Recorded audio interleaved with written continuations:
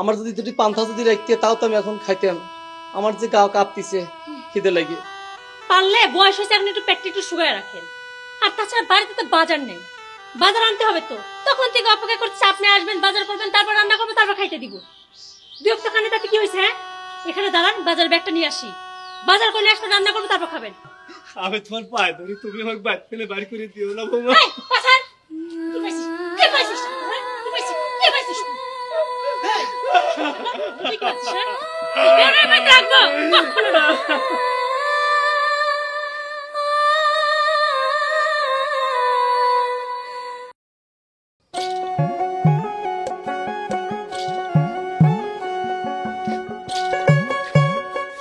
আমার খুব ক্ষুধা লাগছে, তাড়াতাড়ি চাইতে খাইতে দাও। তোমার কথাবার্তার ভাবখানা শুনে কি মনে হয় জানো তো? ওই যে লাট সাহেব আছে, তার জন্য আমি খাবার নিয়ে বসে থাকবো। হ্যাঁ, আমি লাট সাহেব, জমিদার সব। এখন অন্য কিছু মাথাটা গরম করে দিও না, তাড়াতাড়ি খিদে লাগছে, খাইতে দাও। আচ্ছা একটা কথা কও তো, তুমি কবে তোমার ভালোটা বুঝবা? আমার ভালোটা আমি খুব ভালো করে বুঝি। আচ্ছা, এই যে তোমার সাথে যে আমি মাঝে মাঝে চিল্লাচিল্লি করে ঝগড়াঝাটি করে, আমার কি ভালো লাগে? আমার দিকে একবার তাকায় দেখো, আমার হাতে একটা চুড়ি নেই, কানে একটা দুল নেই, নাকে একটা নাকফুল নেই। আমি কি বউ মানুষ নাকি? একটা বিধবা মানুষ তো এরকম থাকে না। ও, তোর এগুলো দাবি তো, এগুলো সব কিনে দিলেই খুশি তো, আমি সব তোকে এগুলো কিনে দেবো। দেখো, তুমি শুধু শুধু আমার পর রাগ করতেছো। আচ্ছা, আমি কি তোমাকে বলছি যে হ্যাঁ আমার দুল মালা চুড়ি এইগুলো কিনে দিতে হবে? তুমি একবারও ভবিষ্যতের কথা ভাববা না? একটা জিনিস দেখো, আজকে সব বিক্রি করতে করতে নেই জমি আর ভিটি টুকসার আর কিচ্ছু নাই। এইভাবে চললে আর কতদিন? আমি কই কি, আশেপাশে মানুষগুলোকে তো দেখো, তারা তো কাজ কাম করে, তোমাকেও তো কিছু একটা করতে হবে। তুমি এক কাজ করো, তুমি বিদেশ যাও। ওই যে দেখতে পাচ্ছ না সাইফুল ভাই, তার কি অবস্থা ছিল, এখন তার জমি জমার অভাব নেই, তার এখন দোতলা বাড়ি। আরে তোমার স্বাস্থ্য ভাই দেখো না, রহিম ভাই, তার কি অবস্থা হয়েছে? একসময় তার সালপাল না খায় খিদে জেলে গিয়ে গেছে, কিরকম করে কাঁদি বেড়াইতি। আজকে তার বাড়ি কোনো ভাতের দুঃখ আছে? তার বাড়ি তারা আশেপাশে কত লোক খায় বেড়ায়। ওই কি, তুমি বিদেশ যাও না, বিদেশ গেলে আমার কোনো দুঃখ থাকবে না। মাত্র 5টা বছর বিদেশ করে আসো। শোনো, তোমার কথা সব ঠিক আছে, কিন্তু বিদেশ যাইতে যে টাকা লাগে, সে টাকা আমি কই পাবো? মনে থেকে চাইলেই তার বিদেশ যাওয়া যায় না, বিদেশ যাইতে অনেকগুলো টাকা লাগে। দেখো, তোমার টাকা নিয়ে সমস্যা তো। আচ্ছা, টাকার ব্যবস্থা যদি হয় তাহলে কি তুমি বিদেশ যাবে? হ্যাঁ, মনে আছে কি আলাদিনের চেরাক পাইছে, ওই চেরাক ঘষে আমাকে টাকা দেবো, এতগুলি টাকা তুমি কই পাবা? শোনো, তোমার আব্বা তো জমি জমা আছে নাকি? এই জমি জমা গুলো বিক্রি করলে তো তুমি বিদেশ যাইতে পারবা। আর তাছাড়া তুমি বিদেশ গেলে তো এরকম জমি আরো মেলা কিনতে পারবে। তারপরেও যদি টাকা পয়সা শর্ট থাকে, তাহলে আমি আমার মাকে কয়ে কিছু একটা ব্যবস্থা করবো। শোনো, আমার আব্বার জমি জমা যা ছিল সব বেশি তো খাইয়ে ফেলাইছি। ওই মাঠের মধ্যে অল্প একটু জমি আছে, ওইটি বেচলি পারে, মানে বেশি যদি হয় 5 লাখ টাকা হবে, কিন্তু বিদেশ যেতে তো লাগবে 20 লাখ টাকা, আর 15 লাখ টাকা আমি কই পাবো? আরে তুমি শুধু রাজি হয়ে যা, বাকিটা আমি দেখতেছি। এখন তুমি যদি ব্যবস্থা করে দাও তাহলে আমি বিদেশ যাইতে পারি। এই তো বুঝতে পারছি। শোনো না, 5 বছর 10 বছর তুমি একটু কষ্ট করে আসো, দেখবে আমার আর এরকম কষ্ট দিন থাকবে না, আমরাও অনেক সুখী হব। আর আমার বাড়ি ঘরে চেয়ারে কি এরকম থাকবে গো? চলো ভাত খেয়ে দিই। শান্তিতে তুমি না খায় দাঁড়াইছো, তোমার নিশ্চয় মেলা খিদে লাগছে। আসো আসো আসো।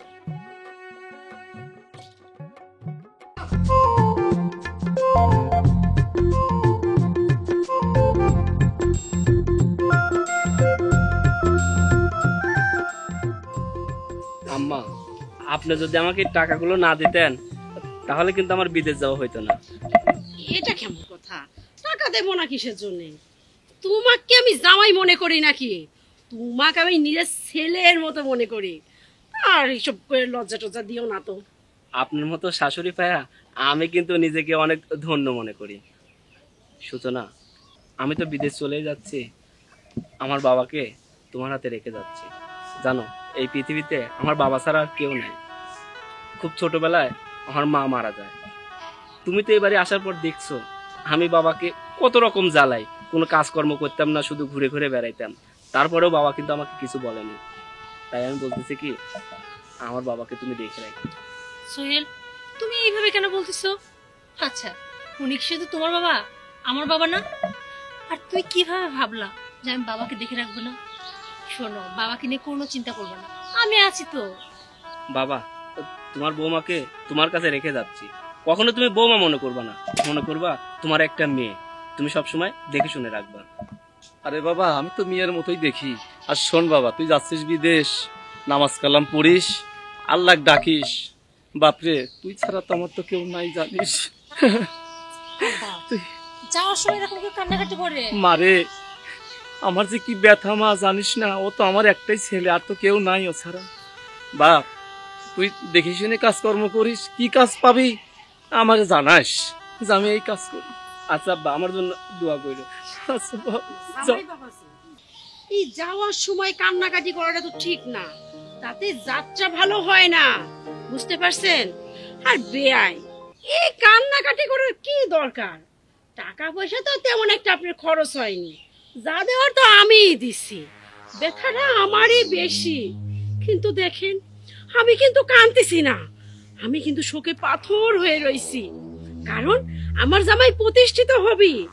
আপনিও ওই চিন্তা করেন, শুধু শুধু এই কান্নাকাটি করে যাত্রাটা অশুভ করার কি দরকার? জামাই বাবাজি, আল্লাহর নাম নিয়ে বিসমিল্লাহ করে বাড়ায় পড়ো, যাও। দেখো, মা কিন্তু ঠিকই কইছে, আমারও খারাপ লাগতেছে, কিন্তু সেটা ধরে থাকলে পরে আমাদের ভবিষ্যৎ কি হবে কত? কই কি, তুমি এক কাজ করো, ওখানে যাই কিন্তু উসাই ফোন দিবা, আর ঠিকভাবে খাওয়া দাওয়া করে নিবা, আর আমাদের এখানে কোনো চিন্তা করো না। ঠিক আছে আম্মা, আমি গেলাম, আমার জন্য একটু দোয়া করে। আব্বা, আমার জন্য দোয়া করে। আচ্ছা বাজান, যা। দেখি শুনে যাও।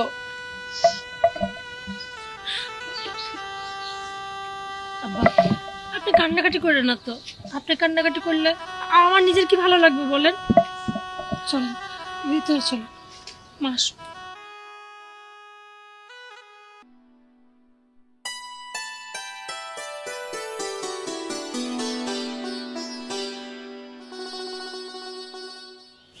বৌমা, বৌমা, ও বৌমা।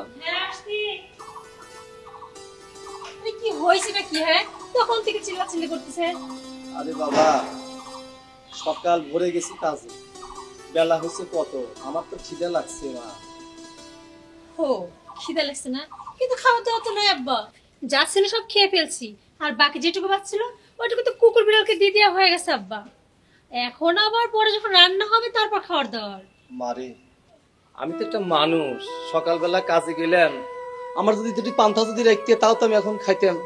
আমার যে গা কাঁপতিছে খিদে লাগে। এই শোনেন, 2-4 রক্ত না খেলে না মানুষ মারা যায় না। কেমন কাজ করছেন? হ্যাঁ, ওই তো কাজ করছেন, মাটি একটু যায় ভুঁড়িটা নিয়ে আইছেন, দেন এটা। পারলে বয়স হয়েছে এখন একটু পেটটা একটু শুকায় রাখেন। আর তাছাড়া বাড়িতে তো বাজার নেই, বাজার আনতে হবে তো। তখন থেকে অপেক্ষা করছে আপনি আসবেন, বাজার করবেন, তারপর রান্না করবো, তারপর খাইতে দিব। 2 রক্ত খানে তাতে কি হয়েছে? হ্যাঁ, এখানে দাঁড়ান, বাজার ব্যাগটা নিয়ে আসি, বাজার করে নিয়ে আসবেন, রান্না করবো, তারপর খাবেন। যত সব। এই যে ধরেন, বাজারের ব্যাগটা নিয়ে সোজা কালামের দোকানে যাবেন, ওখান থেকে যায় বাজারগুলো নিয়ে আসবেন।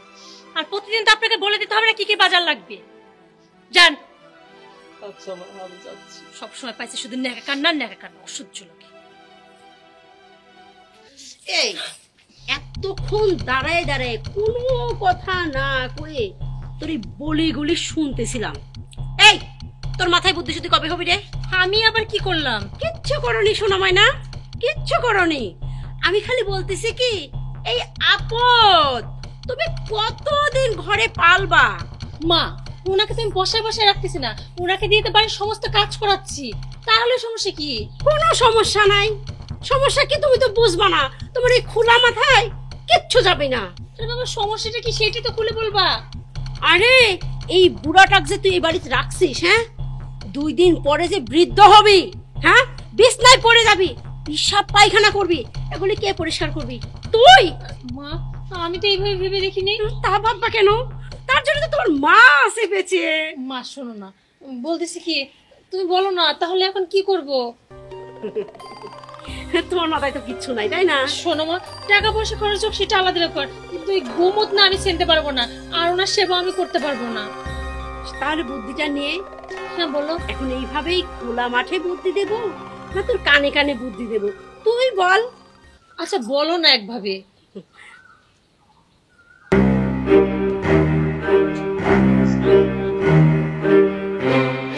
বুঝতে পারছি মা।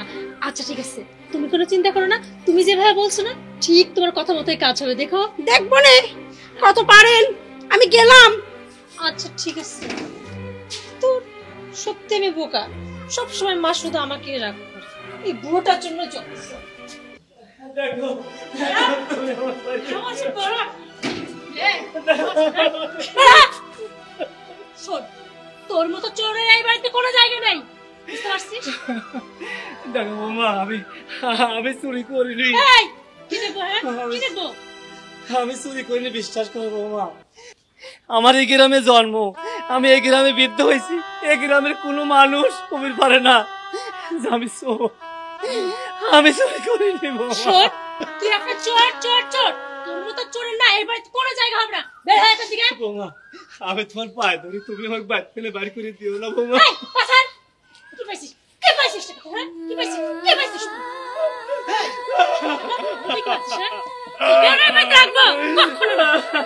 শোন, কান খুলে আমার কথাগুলো ভালো করে শুনে যা। আজকের পর থেকে যদি এই এলাকায় তোকে দেখি না, তোকে তো শেষ করবো। সাথে তোর ছেলেকে, যদি তোর ছেলে ভালো চাস না, শোন, তোর ছেলের ভালো চাইলে আজকের পর থেকে এই এরিয়াতে যেন তোকে না দেখি। আর যদি দেখি না, তোর ছেলেকে কি করবো বলতো? শেষ করে দেবো একদম। আমি যা। আমি আমি অনেক দূর চলে যাবো বৌমা, তবু আমার ছেলেটা তুমি মারো না। তো যা তোকে সামনে থেকে। আমি আর কোনোদিন এই গ্রামে আসবো না। এই, আমি কোনোদিন আসবো না, তবু আমার সলটা তুমি মারো না। আমি চলে যাচ্ছি বৌমা, ঠিক আছে, যা। আমি চলে যাচ্ছি।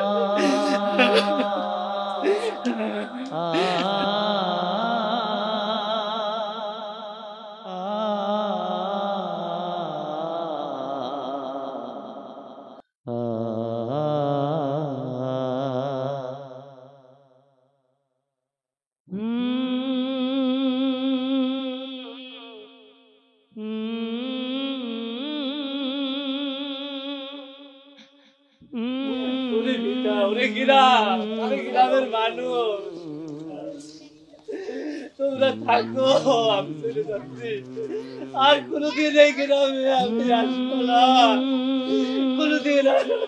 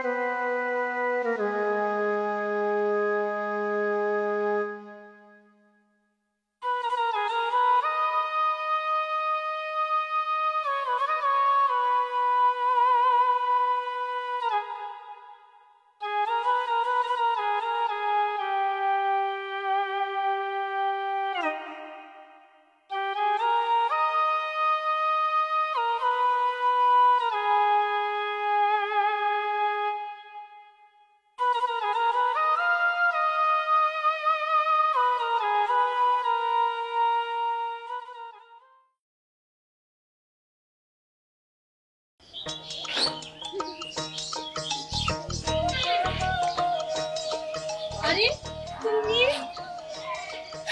এই হঠাৎ তুমি করতে আসলে, হ্যাঁ? তোমার তো এখন আসার কথা ছিল না। কেমন সারপ্রাইজটা দিলাম বলো? সারপ্রাইজটা তো ভালোই দিলা, আমি সত্যি ভাবতে পারিনি যে তুমি হুট করে চলে আসবা। তুমি ঠিকই বলছো, আমার তো আরো 6 মাস পরে আসার কথা ছিল, কিন্তু আমার কাজে আমার কোম্পানির বস অনেক খুশি হয়েছে, এজন্য 6 মাস আগেই আমাকে বাসায় পাঠিয়ে দিছে। আরো কি জানো, আমাকে 6 মাসের ছুটি দিছে। 6 মাস? এতদিন তুমি দেশে থাকবা? যাই হোক, বাবা কোথায়? বাবা, আচ্ছা তুমি এত দূর থেকে জার্নি করে আসলা, বাসায় এসে একটু ফ্রেশ হবা, রেস্ট নিবা তা না, তুমি এসে বাবার খোঁজ লাগাই দিলা। আরে বাবা কোথায় আছে কি করছে আমি সবকিছু বলবো, আগে তো ভিতরে চলো, একটু ফ্রেশ হও, রেস্ট নাও, তারপর সবকিছু জানতে পারবো। আসো তো।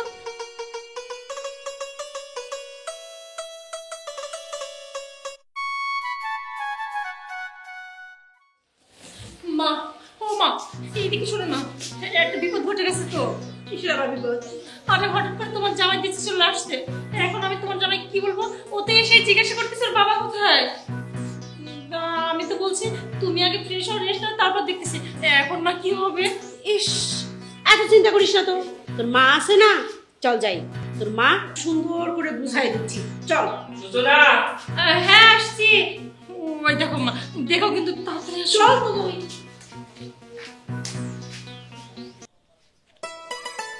সব কই গেল? এই সূচনা, সূচনা, হ্যাঁ আসছি। এই যে। আসসালামু আলাইকুম। ওয়ালাইকুম আসসালাম বাজান, ভালো আছো?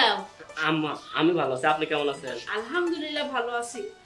বাজান, তুমি হঠাৎ করে দেশে চলে আসলে? আম্মা আর বলেন না, আমার কোম্পানির বস খুশি হয়ে আমাকে 6 মাস আগে ছুটি দিতেছে। আম্মা, আমি আসার পর থেকে সূচনাকে অনেকবার বলছি বাবা কোথায়, বাবা কোথায়, কিন্তু সূচনা তো আমার বাবার কথা বলছে না। আসলে আমার বাবা কোথায় গেছে? আম্মা, আপনি কান্না করছেন কেন? আর কয় না জামাই, সূচনা কবে কি করে, সূচনা তো শোকে মাতাল হয়ে গেছে। তোমার আম্মার বড় একটা অসুখ হয়েছিল, তোমার কয় নাই, তুমি কষ্ট পাবে দেখে এত দূর প্রবাসে রয়েছে, তুমি তো আসতে পারবে না রে, তোমার বাবাকে দেখতে পারবে না রে, সেই জন্য না তোমার কইনি। আমার আব্বা কোথায় সেটা বলেন। ওই জায়গায় যাচ্ছি, তোমার আব্বার ওই অসুখে আর সারাতে পারলাম না, তোমার আব্বা তাই মরে গেছে। না, এটা হতে পারে না, আমার বাবা মারা যেতে পারে না, এটা আপনি মিথ্যা বলছেন। সূচনা, আমাকে বলো না, আম্মা এটা মিথ্যা বলছে, আমার আব্বা মারা যেতে পারে না। সোহেল, তুমি শান্ত হও না। আম্মা যা বলতেছে সব সত্যি। আসলে আমি কিভাবে তোমাকে বলবো, এর জন্য তুমি কিছু বলিনি, এই জন্য তো আম্মাকে ডেকে নিয়ে আসলাম। আমার বাড়িতে এত বড় বিপদ, আমাকে তো একটাবার ফোন করে বলতে পারতাম। আমার বাবার অসুখ হয়েছে, প্রয়োজনে আমার বাবাকে চিকিৎসার জন্য আমি বিদেশে নিয়ে যেতাম। দেখো সোহেল, তোমার বাবার আমরা কোনো অযত্ন করিনি। আসলে তুমি দেশের বাইরে ছিলে, একা ছিল, তাই ভাবলাম তুমি যদি এই খবরটা পারবো ভেঙে পড়ো, এর জন্য আমরা কিচ্ছু জানাইনি। কাঁদো না বাবা, তাই হয়ে যাক, আমাকে খবরটা দিতা, আমি অন্য কিছু না পারতাম, আমার বাবার জন্য 2 হাত তুলে একটু দোয়াতে করতে পারতাম। সোহেল দেখো, তুমি ভেঙে পড়ো না, তুমি যদি কোনো চাইলে তো বাবার কবরে জিয়ারত করতে পারবে। তুমি এইভাবে কান্না করলে কেমন ভালো লাগবে বলো? বাবাজি তুমি আর কাঁদো না, তোমার বাপ মরে গেছে তাতে কি হয়েছে, আমি তো তোমার মা, তাই না?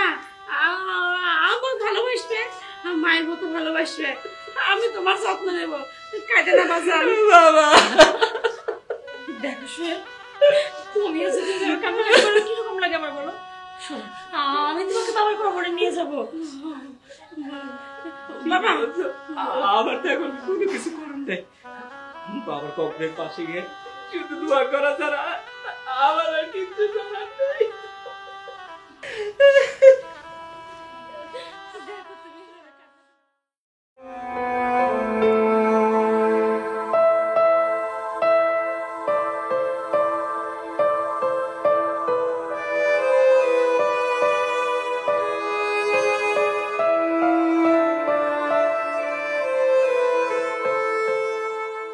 ও মা, মা, আমি একটা জিনিস বুঝতে পারতেছি না, এটা কার কবর? হ্যাঁ, ওর বাবা তো বেঁচে আছে, তুমি কেন মিথ্যা কথা বললো যে ওর বাবা মারা গেছে? আরে হস্তে কথা কো, তাই তো কই, আমার মেয়ে তো গাধা কিসের জন্যে? আরে গাধা, সেই দিন এই পথ দিয়ে যাইতে লাগে দেখি একটা নতুন কবর হচ্ছে, তাই যখন জামাই আসলো বুদ্ধি করে এই কবরটাই দেখা দিলাম।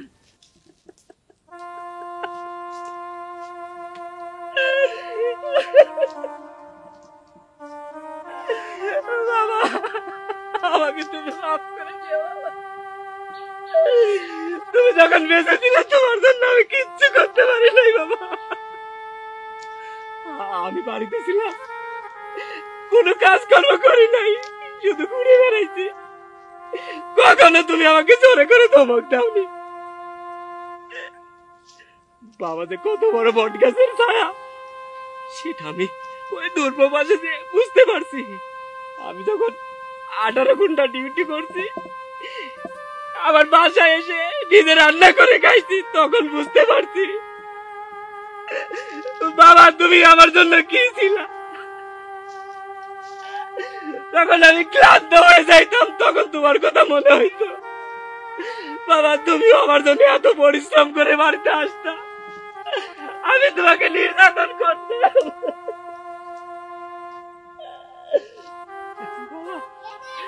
আমি এমন একটা হতভাগ্য সন্তান, তোমার কবরে মাটি পর্যন্ত দিতে পারি নাই বাবা।